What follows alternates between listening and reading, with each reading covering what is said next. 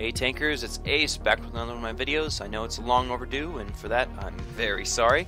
I was going on vacation for a week, and due to some other personal things that were going on, I've been really busy and unable to get on and play tanks too much of late. But nonetheless, I'm here today, and I'm here with something a little bit different. As you guys have been, if you guys have been watching my videos, I have been focusing more on the higher tier vehicles and not so much on the lower tier stuff. So I thought I'd bring you guys something from the lower tiers today. The tank I'm going to be showing you guys is the Pz.Kpfw Panzerkampf 1 Ausf if you're going to pronounce the entire length of that, and I'm sure that I butchered that, and even though I am of German descent, I feel ashamed that I did that, and I'm sorry for that if you're one of those people that is precise and very particular about that. But enough about me butchering German. Let's jump in here to see what makes this tank so fantastic. Pz.1c is obviously a tier 3 light for the German line, and what makes one of the unique characteristics about this tank that makes it impressive is its speed limit. 79 speed limit, and with the traverse rate of 48 means this tank is incredibly zippy, really fast, and in many senses you could say you can compare it to the T50-2 if you played that vehicle, and the way that tank operates and the way it maneuvers. It's just really quick and can jump in and out of areas. The other thing that really makes it impressive, and the other reason why I love playing this tank so much, is that it actually packs an interesting and very unique type of gun. It actually sports a Mauser, 7.92mm Mauser machine gun. Now, no other tank really, I could say, maybe there might be a couple that do sport similar type weapons, but no other tank actually sports a gun of this kind that actually can shell out the amount of sheer firepower that this gun does. It operates very differently. Supposed to actually doing a ton of damage with, like, you know, some shots, and you got the there's other tanks that do the autoloader type, like I think it's the Cruiser Mark IV that actually has a double burst gun that shoots. You got 2 clips on it. Each of those does 2 shots, and they do some damage. And the pom-pom type gun for the British operates very similar to that sense. The Mauser is exactly as a machine gun sounds. The bullets don't do a ton of damage, only 8 damage per shot. But because you can shoot so many, you can burn through targets really quickly if you can get the jump on them. I think with one fully loaded clip, if you can get enough consistent pens with the gun, you can really damage targets. But that's something else you have to be careful of, is that even though this gun can shell out a ton of damage, because you're using an autoloader and a machine gun, you're not going to be really getting the effective range that you are going to be expecting from most tanks that use heavier caliber rounds. So you have to get in close with this tank. I think the effective range, I would say, with this vehicle, the minimum effective range would be about 300 meters. 400 meters, the 300 to 400 meter range, the bullets just don't even reach the target. They kind of spread out all over the place. 0.45 accuracy at 100 meters isn't fantastic, so don't expect to be sniping with this tank.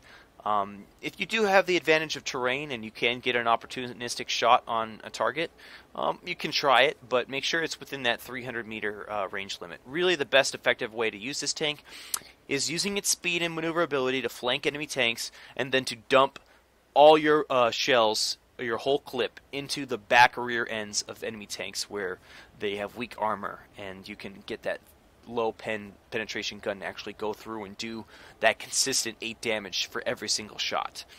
No matter where you shoot with this tank, though, some shells will bounce. I very rarely have seen every single bullet penetrate. On certain tanks, I think you can get away with more consistent penetrations. Tanks like the Valentine AT that you'll be running into, and tanks that have opened turret hatches, those tanks are particularly prone to this kind of firepower, this kind of gun, because the armor can be easily penned, and the crew usually is supposed to be theoretically sitting in that location.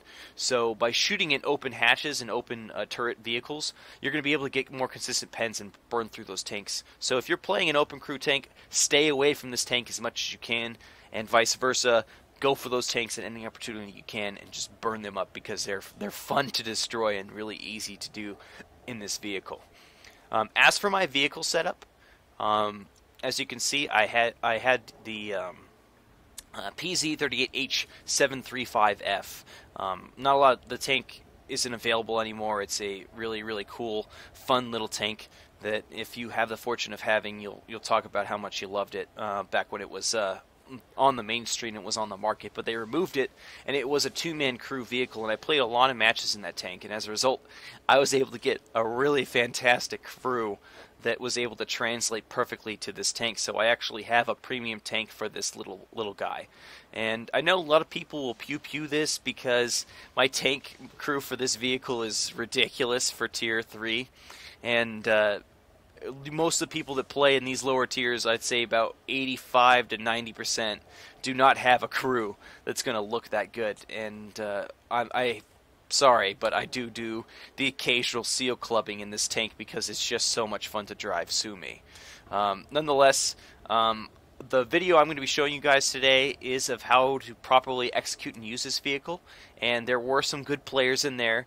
I'm not going to name what clans, just out of respect, because I did do really well against them. But nonetheless, anyway. The other thing, let's go back. Let's stay focused. Let me get back on the setup here. If you're going to do a fully deck out, if you're going to fully deck out this tank and just play it for pure enjoyment, as I do, a gun lane drive I highly recommend. That reduces that aim time, so you can actually get off those machine gun shots a little bit quicker. Ventilation usually is standard, and I went with the enhanced springs, and the reason why I did this is because it increases the durability of your tracks, and because whenever you're dealing with a vehicle that's really quick, there are going to be opportunities where your tank's going to bounce, hit rough terrain, and because this tank is so light and so quick, there's lots of opportunities for you to accidentally damage your tracks, and by improving your durability of these tanks, of the tank's tracks, you can kind of help prevent that from happening, and also help prevent your tank from being tracked by incoming fire if they do hit you in the tracks. So that's my setup for it. As for shell types, I don't recommend using gold. Sometimes I do. I mean, every single time you pull the trigger, it's 400 credits, so it really can burn through the cost quickly. I think I spent something like 250k in ammo. I kid you not, seriously. So stick to the AP if you absolutely. It's so much cheaper and really a better idea to go through. But sometimes I can't find the urge to just blow a little bit of money just for fun. But nonetheless, enough about my improper economical skills, as I know they are. Let's go ahead and jump into the game, and let me show you guys what you really can do with this vehicle. Okay, so here we are in Karelia. Now, this map is really unique, and I don't think I've done any details, but the most important terrain you need to be mindful when you're playing Karelia is this donut-shaped or horseshoe-shaped hill here. Both teams will rush for this area, and it's a really key position for you to be holding, and because of this position, you can actually overlook all of the rest of the map, and it's usually their fight that goes on down here is brutal and quick. So if you're a light type vehicle, a quick vehicle, rushing down to this terrain is a really, really important thing to be doing. And that's exactly what me and my buddy Mr. Lums are going over to take care of. We're going down to rush down and see if we can cut off the rest of that hill. And because this tank is so fast, and because I'm able to get up to such quick speeds, this tactic really, really becomes a viable option by running down and cutting off that half of the map. Now, as you guys have noticed, I actually have loaded gold shells right off the bat, and the reason why I've done this is because I know that other platoon of the T2 Lights and the Tech Truck are both going to be heading for this approach, and sure enough, there they are. They are the faster type vehicles, and surprisingly what they did is instead they decided to take up good firing positions, but because I was able to get in quickly and get into position, I'm able to keep them back, and as you can see in that quick burst I let off on those two tanks, that machine gun just shelling out those shells really quickly, I was able to really, really damage those targets. So now that those guys have backed off, me and the Lums are going to go about locking off the rest of this approach, preventing the enemy vehicle tanks from popping out and shooting my other comrades that are coming down that tight corridor, and getting shots of opportunity. As you can see, just, the fire is just quick, and because you have the volume and because of aiming at those lower T vehicles, you can really shell out a ton of damage. So I'm just holding this approach, making sure no T vehicles are coming around, and now I'm getting ready to set up on the pass and see if I can engage the targets that are down at the end of this approach. And sure enough, I see that Valentine, and I know where his weak point is, which is that gun. So me and the Lums are going to shell out as much damage as we can. But as you can see, be careful, because the volume of this gun is so rapid. You have to be careful if you have teammates next to you, because you can accidentally shoot them. And Lumps almost hit me there one time. So you got to really be mindful of how you guys are firing and shooting your guns. Just burning away at those targets as much as I can. 374 meters, as I said, that's like you're kind of pushing your luck shooting at targets at that distance. But because you have volume, I mean, you can, but you know, be careful in doing so. So I see that now at this point, we've won that fight in the south, and we're losing really, really bad up in the north. And I know because we're so fast, don't stay committed to any area. Instead, what I decided to do is me and the Lumps decided we're going to rush back and see if we can get back to defend base, because I know that any moment now that flank's going to collapse, and we're going to probably see that platoon of light vehicles coming back to try to break through and destroy the artillery. So, again, as I told you guys in past videos, protecting artillery is key. And it's always a good idea to go back and defend. I don't like taking things to chance too often. And, you know, if you have some people going back to defend, that's great. But you always should have some defenders that are going to go back and help protect that cap and help protect that arty. 9 times out of 10, it's going to help you get a great game. And that's exactly what happened here. Is I knew that where those guys were going to be coming. There's several approaches that can be taken up here. But the most common one that's taken is this back approach up here through the A column. So that's what I'm going to do, is I'm going to go up here and see if I can cut off that approach and run into those enemy vehicles as I know they're coming up here. And sure enough, boom, there's one of those tanks. I got some nice giant shots, and me and the Lums are able to finish that guy off real quick and without him being able to do too much damage to me. Now with him dead, really is obviously this guy's trying to retreat. So again, that great rate of fire and me being in so close, I'm able to burn those targets down, but I do take a little bit of punishment there. So with the other thing, I lost my crew member there. My commander died, and because you only have 2 crew members in this tank, you do have that weakness of possibly having your entire crew die. So it's always a good idea to make sure that you keep both your commander and your driver in action at all times. And your commander is another thing you need to be mindful. He's also operating as your loader. He's also operating as your gunner and pretty much everything else. So if he does actually find a way to die, everything, all those abilities and everything just drops in effectiveness and reload time. All that drops. So keeping both your crews up on this tank is essential. I always keep that med kit up. And if your driver dies, obviously you're losing one of your key advantages, which is speed.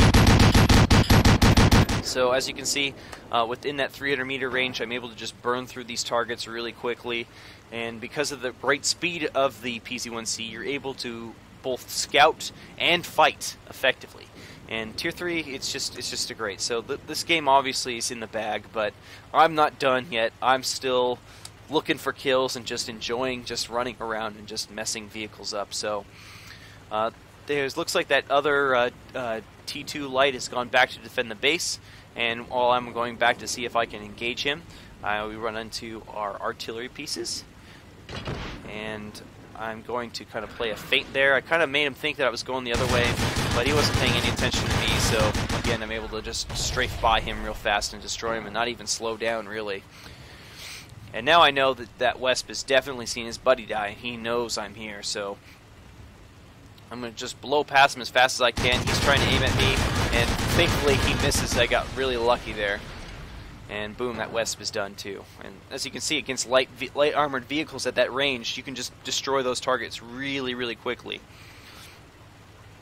So note this guy's dead. I got 7 kills, and I'm still looking for blood. I know that last guy's running around somewhere, so I'm going to see if we can hunt him down. And most likely what I thought is he'd be taking that back approach, the only area of the map that we really hadn't covered.